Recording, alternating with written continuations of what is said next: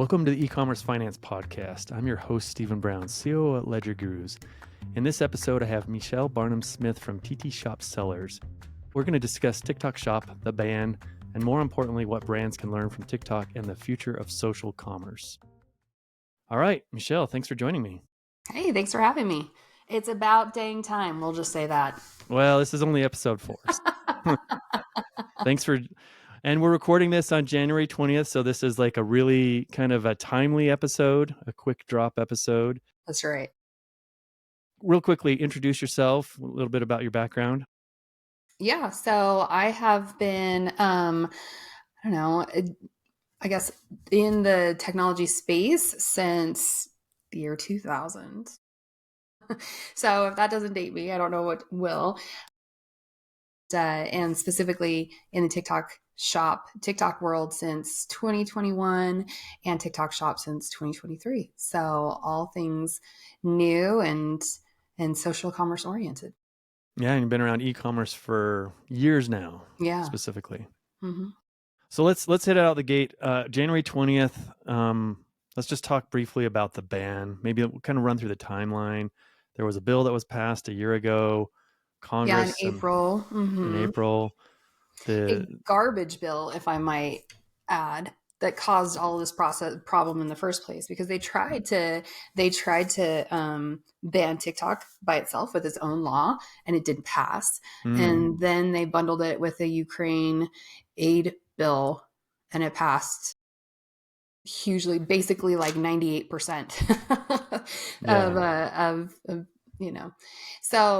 So I think a lot of the problems with the ban started with the nature of the bill itself. But the good news is, depending on where you stand on the issue, despite the Court of Appeals denying TikTok's appeal early December, and despite the U.S. Supreme Court's denial and upholding of the ban, President Trump has made essentially promises as of right now. Today is the 20th. He was just inaugurated this morning.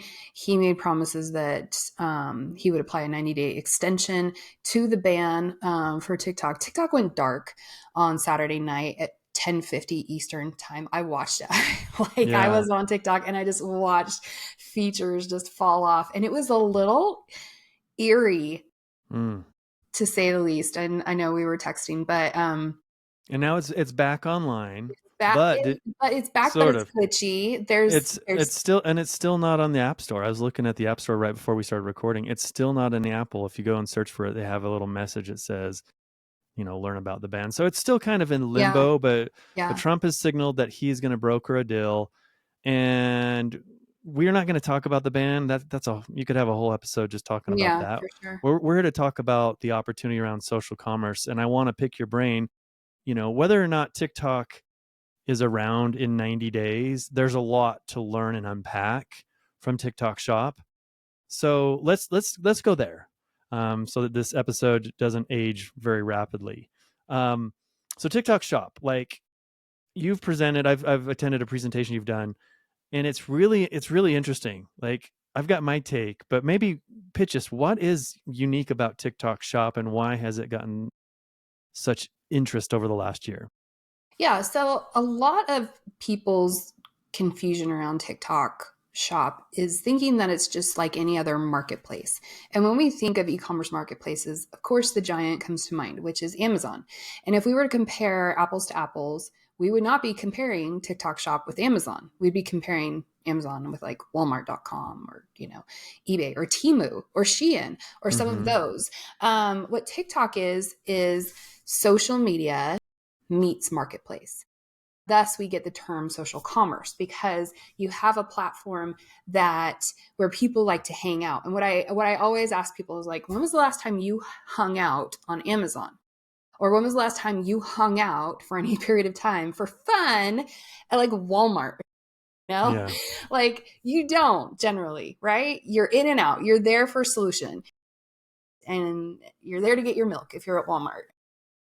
I think the only commerce place, the only retail place that people truly hang out is like Costco. Costco Yeah. might be the only place that, and maybe I'm a nerd, but I like to hang out there. I don't hang out there, but I go there for fun.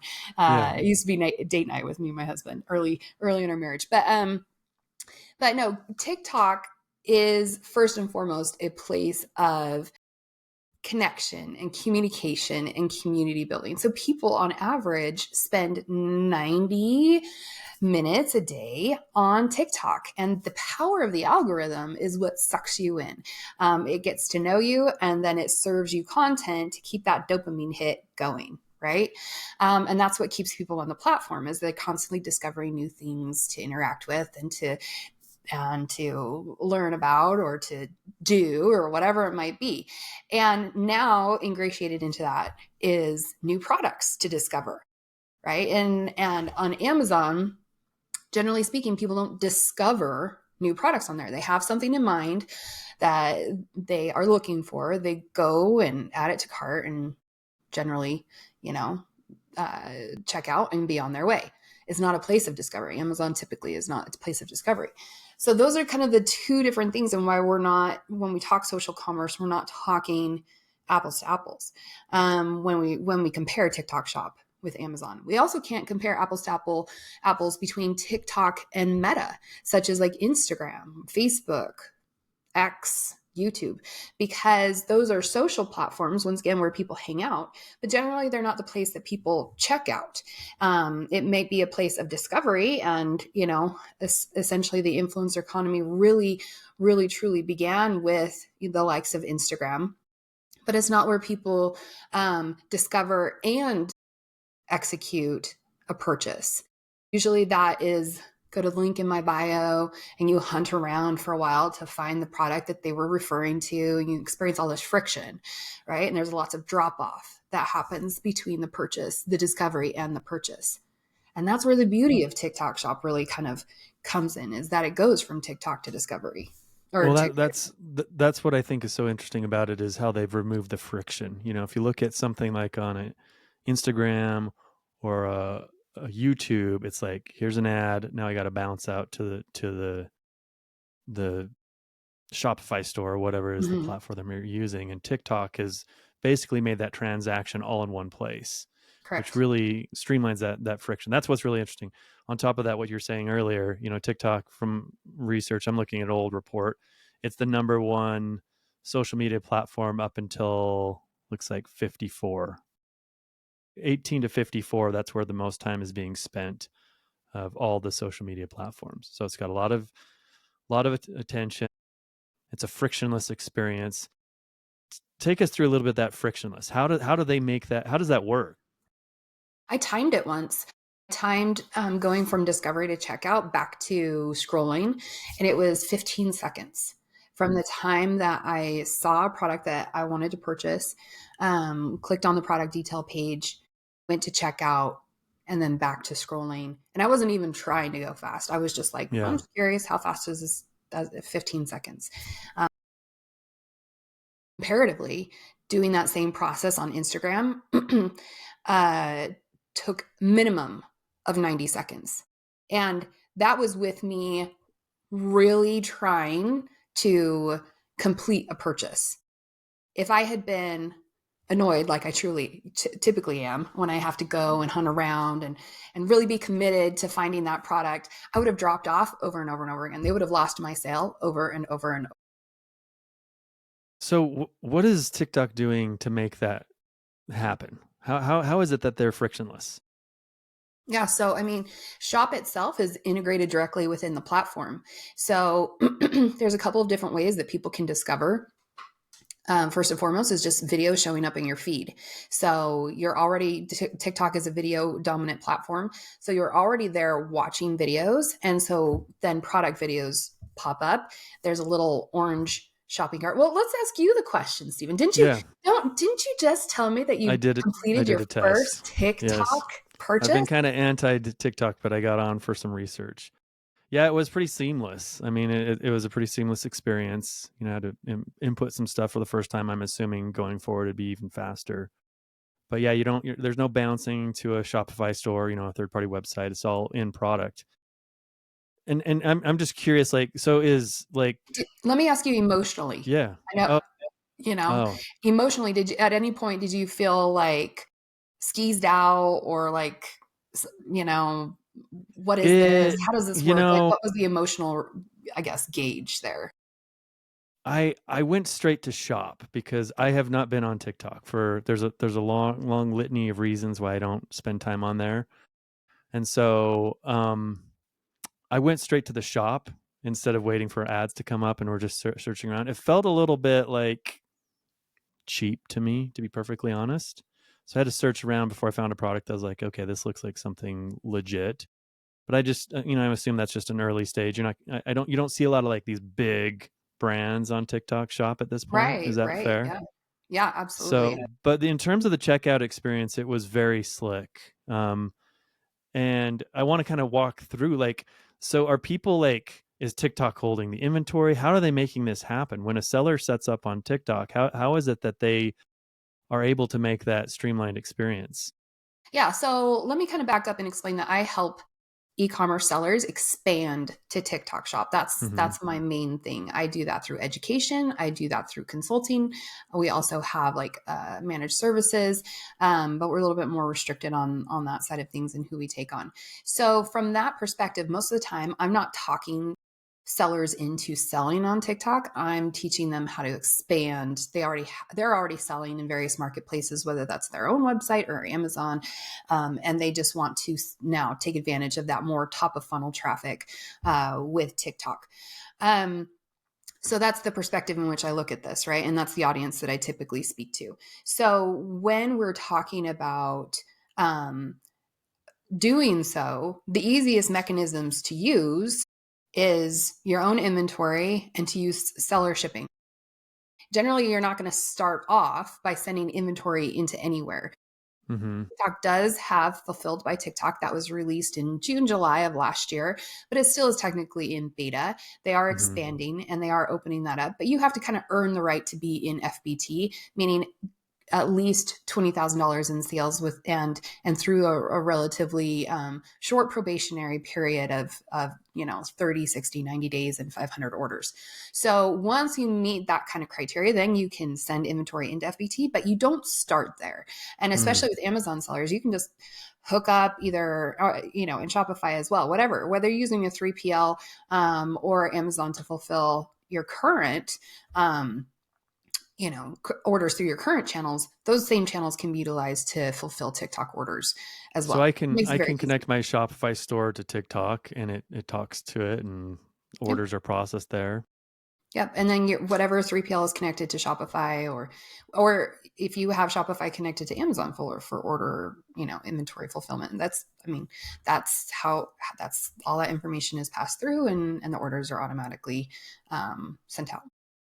So this is the magic in my opinion is the fact that they've basically taken a lot of the complexity of buying on a social media platform and just streamlined it and made it Yeah. really easy. Like you can Yeah. just buy and then go back to doom scrolling, right? Entertainment, connection, dopamine hits. Yes. Um, let's. How long's TikTok Shop been around? So it's been in general availability since September of 2023 in the United States. So previous to that, it's been in the UK for since end of 22. It's in Thailand, Indonesia, Philippines. It's been in other marketplaces. Its version of TikTok doesn't actually truly exist in China. It's most closest, I guess, would be It's got Douyin. an alternate, yeah, an alternate Yeah, app. yeah, TikTok was so actually Musically, right? It was that yeah, app that the kids used to make dance videos, and then ByteDance bought it hmm and rebranded it to TikTok. yeah. So in some way, shape, or form, TikTok's been around for a while, but TikTok Shop itself, It's you know, fairly new. yeah, So let's talk some numbers. Like what are you seeing in terms, I've seen some dismissal of TikTok. Oh, oof, it's, not that big, but give us some numbers about how much you're seeing being sold on TikTok. What is the revenue opportunity that you've seen? yeah. I mean, since operations, since general availability in 2023, it's responsible for $80 billion in GMV. gross merchandise value, revenue. It's also responsible for over $8 billion in operational spending as well, just to operate TikTok in the United States. There's over 7,000 employees, offices in most of the major metros, and so TikTok has invested heavily. ByteDance has invested heavily in TikTok being in the United States, but also as far as the revenue that's generated is over $80 billion since then. What So that's, I mean, yeah. no That's a small starting point. number, no small Yeah. number, guys. What are you seeing like when brands go on? Like, have you worked with anybody that's just starting on TikTok, or is Oh it yeah, usually all the like time. an ad? Really? Everybody's just starting. Well, Yeah. no, I'm saying that's the only platform they've sold on. I'm assuming when you're working with Oh, somebody, they've been on Amazon, they've no, been on I've only Shopify. worked with sellers who already have inventory, who already have Gotcha. products that they're selling. I What are haven't. you seeing their revenue uplift from TikTok Shop like after? I mean, it's only been around a little over a year, but like, what are you seeing? Is it 5% of revenues is coming out of TikTok? 10%? Yeah, I mean, generally it depends. It depends on the Mm-hmm. product itself. Like, not every product is going to be TikTokable. There has to be something interesting about it to sell it on the platform. But let's say if we're comparing somebody's Amazon brand performance to TikTok brand performance, we're going to see probably like 10 to 15% additional coming from TikTok. And what we also are not counting in that is TikTok's lift, halo effect, spillover effect into its other channels, such as I've heard Amazon. about that. Why do you Oh, think that is? huge. Why is there a halo effect? What's your thesis there? Well, because people prefer to check out on Amazon. Okay, so they see it on TikTok and they go back to the Amazon where they're more Mhm. comfortable. Right. Interesting. Right. So it's interesting because TikTok has a propensity towards virality. Mm-hmm. And so if we have a viral event, we absolutely see that similar spike Yeah. in Amazon sales every single time. And, and like, what's the uplift you're seeing in Amazon? Is it like, so you're getting 10% additional Yeah, sales on TikTok, and are you seeing a step function on Amazon as well? yeah, absolutely. And it's going to, obviously, it can vary By quite a brand. bit. But Yeah. I mean, to the point of it being problematic. Forecasting for TikTok can be extremely problematic if you're doing well. Because, for example, I had a seller who he has a couple viral products on TikTok. They do very well. They sell very well. He also sells them on Amazon. He had a product that was just kind of like a status quo product. It was chugging along on TikTok just fine. And going into Q4, he did his kind of standard order based on previous performance, and then he had a viral event with that where a post that was posted like November 2nd, it hit on the weekend before Black Friday, Cyber Monday, and sold out on all platforms. Oh, sheesh. So he sold out on TikTok, he sold out on Amazon, and went into Q4 without that product. Plus, obviously, as an Amazon seller, you are punished for Going out of stocking out. stock. Yeah. Yeah. Yeah, it's problematic. Why? It's a huge problem for Why sure. is that? Is that due to the influencer model of TikTok that causes that? The That kind virality? of, yeah. No, there's a how to go viral on TikTok. That's its own Yeah. podcast for Yeah, another day, exactly. honestly. And your guess is as good as mine on any given Wednesday, because the algorithm is constantly shifting. And let's be fair, there is a whole lot of um, organic manipulation that happens Mm, by real people on the back yeah. end. We have relationships internally, and we can say, and they'll tell us, hey, we're going to push this product, Okay. and They we're like, well, they're kind okay. of they're just they're doing their thing. Right. I But want to go. Oh, go ahead. let me just say, the seller is now back in stock. What is January 20th? He like went out of stock. He missed December, basically December Yeah. and January, but he's back in stock. His product is highly seasonal. It's a fishing product. Yeah. And already sales are that post that performed so well for him is performing well again. It's kind of not at Sheesh. that same viral level, but it picks up the algorithm's like, oh, you were relevant before. Oh, you're We're back going in to try stock it now. again. You're Yeah. relevant again, you know? And Interesting. so you're going to see that kind of uplift. And with advertising, that helps as well. But that post is going to live on and be functional for a very long time for that brand. There's two things that you've talked about I want to go down. The first one is TikTokable products. What products work well? Have you seen work well on TikTok, and what products do not? Yeah, I mean, I have a whole training about this. I call it like the 5 keys to TikTok ability, but like kind of the core three comes down to demonstrability. Does your product demonstrate well? Yeah. Like, is there something that's going to catch somebody's attention really quick within that, like, half a second when somebody's scrolling that's going to like be like, what is that, and I tell people as they're doing product selection for their brand, specifically if they're doing product selection for TikTok, if they're just like wandering around the Canton Fair, or they're wandering around on Alibaba and something is like, what is that, that should be like a red flashing light to them, a green flag will say, and saying like, hey, that could be TikTokable, because it stops them and just like, what is It's that? unique. What? Or is that something different? There's something Mm-hmm. about it, right? So demonstrability plays a huge factor. Does it solve a problem? And is it easy for you to identify what that problem is upfront? You might think that that's along the same lines of demonstrability, but it's not. There's also that like, oh, that's cool effect, but there's also that I need that Yeah. factor, right? Like, oh, I need that. Like that Mm-hmm. solves something for me. And then price point. TikTok is very price sensitive. So kind of the sweet spot is between $20 and $50.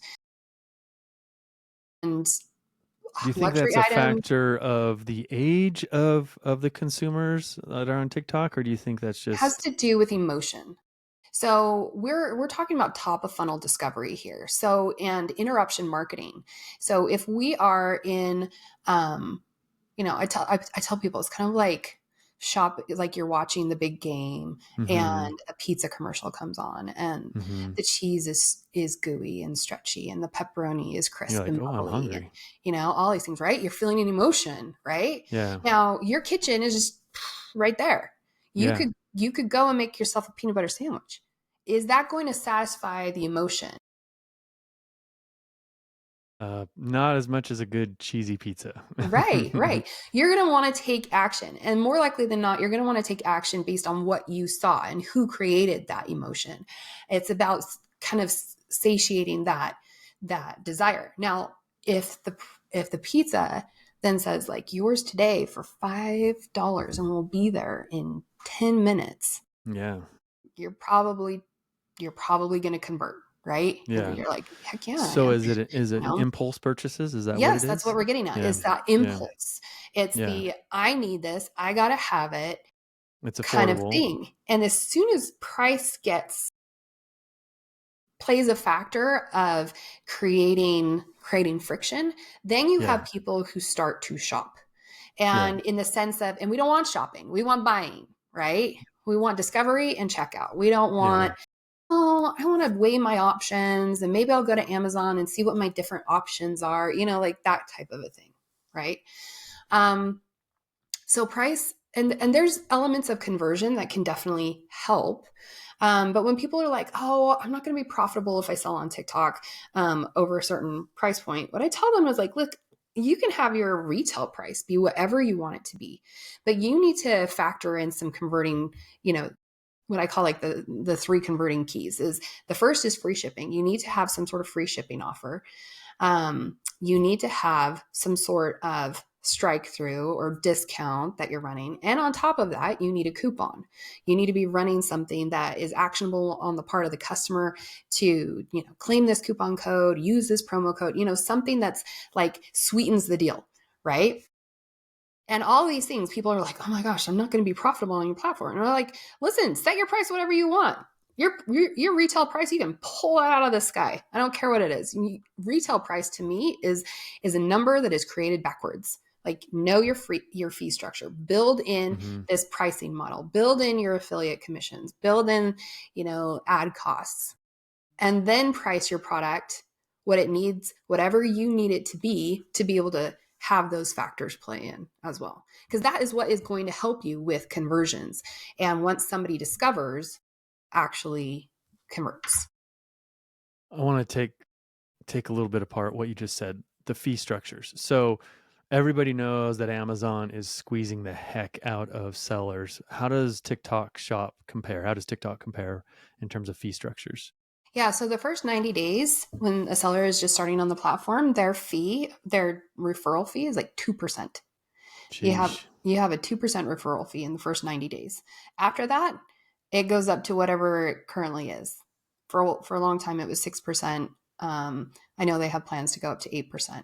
And then if you're using FBT, then there's different fulfilled by There's TikTok, their fees, yeah. shipping platform. There's fees there as well, but not anywhere close to what Amazon's What charging. about advertising? Are you paying for advertising, or is it just the algorithm feeding you up your ad? You can pay for advertising, and I You recommend can. you do, but it's not the same. Once again, if we're talking apples to apples, it's not PPC style advertising. It's more meta style advertising, Hmm. discovery based, interruption based advertising that you would do on And Instagram or Facebook. what are you seeing, like a fee as a percentage of revenue on TikTok Shop for advertising? Or is oh, We don't speak in those terms. It's not mm, a tacos or an ACOS, mm-hmm. scenario. It's an ROI and a ROAS based scenario. So anywhere from, and most of the time TikTok's ads are based on an ROI target. If I were to show you TikTok's platform today, ad platform, it would look a lot like the Meta's business manager or Facebook ads manager structure. So you have to kind of flip. Once again, this isn't, we're not speaking Yeah, Amazon marketplace to marketplace terms. We're talking more like Meta, yeah, if you're running Shopify ads or something like that.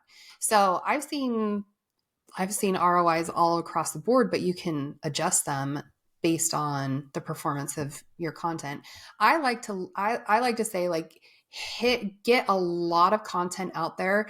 TikTok is content voracious. You can't just show up with 5 videos and expect you got to be cranking them no. out. Yeah, Like TikTok, you need to show up with like 50 videos a month between sheesh. branded content or creator content. But for a lot of brands that feel that weight where you're like, oh, well, guess what? That's Mm-hmm. what the creator economy is. And that's the beauty. Like that's the true beauty of TikTok and where social commerce really, really brings to bear. Because the influencer, working with influencers previously was like this pedestal peasant scenario, right? Yes, I Brands want to would go go down this path. right? Brands would go, um, you know, beg these influencers, like, please, can I have the opportunity to work with you? Please, And these creators would like deign to make you a video or two for $2,500 or something like that.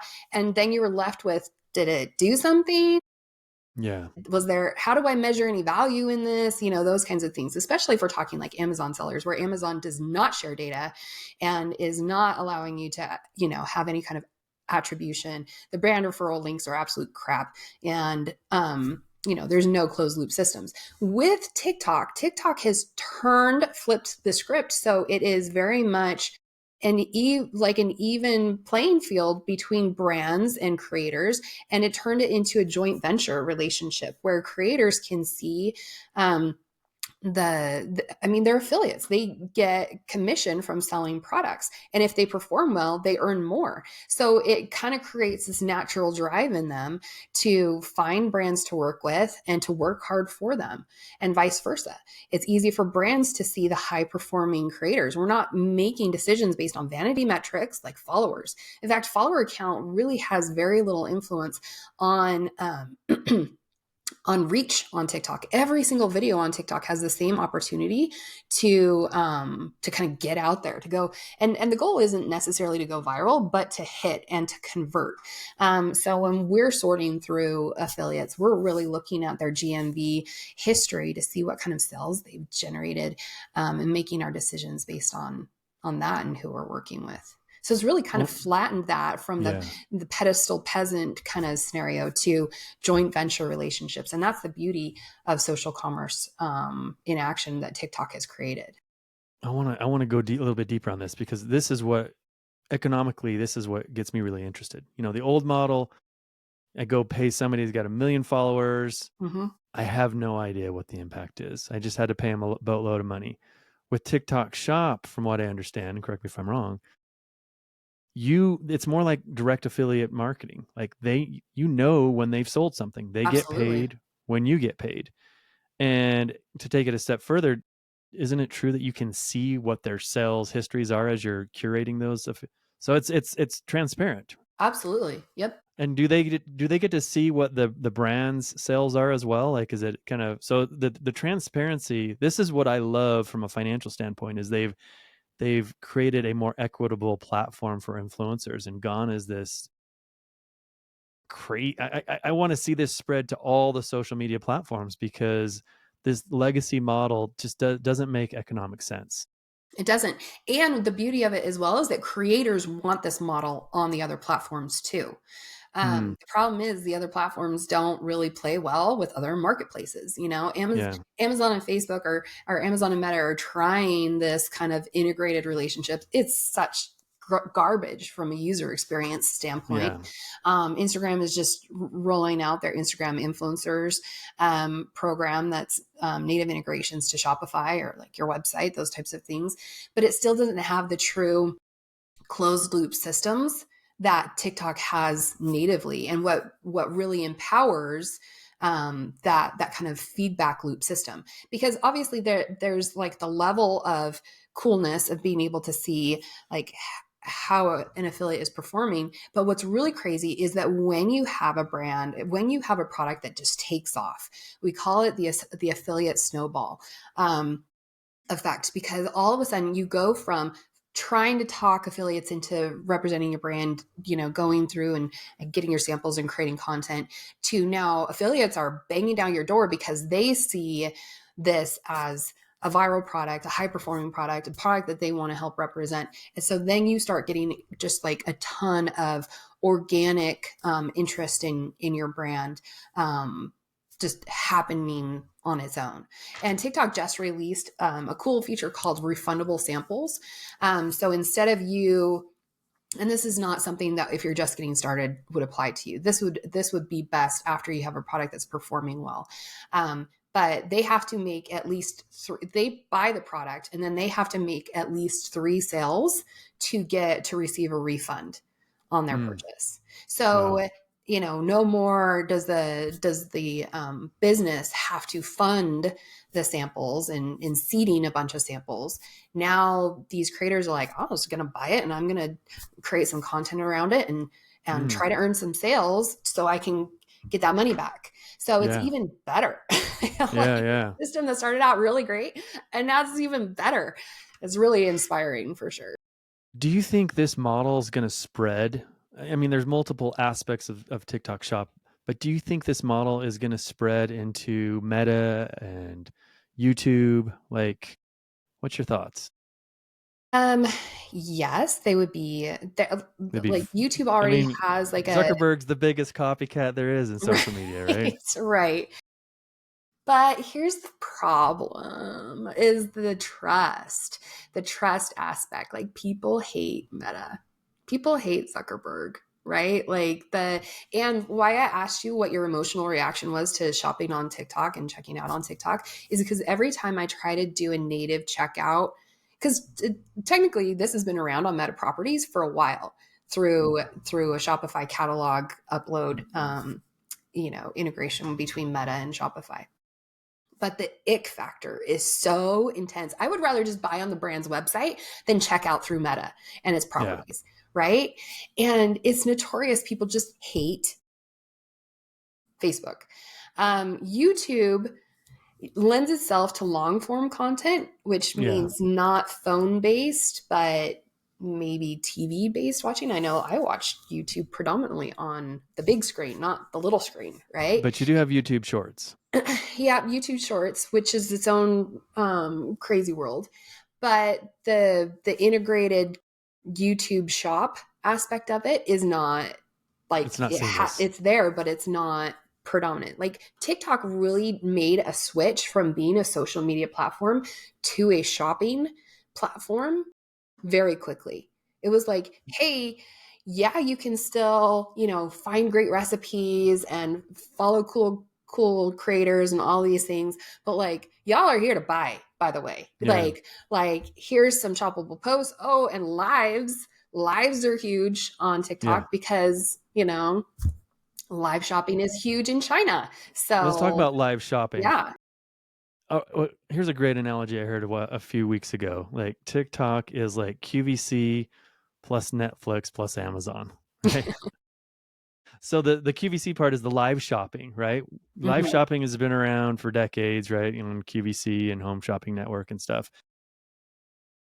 I saw kind of a push on Facebook a couple of years ago, but it kind of I don't see it anymore. But it's huge in Asia. And what are you seeing? Is this a wave of the future? Are we going to see live shopping? Shopping's never gone away.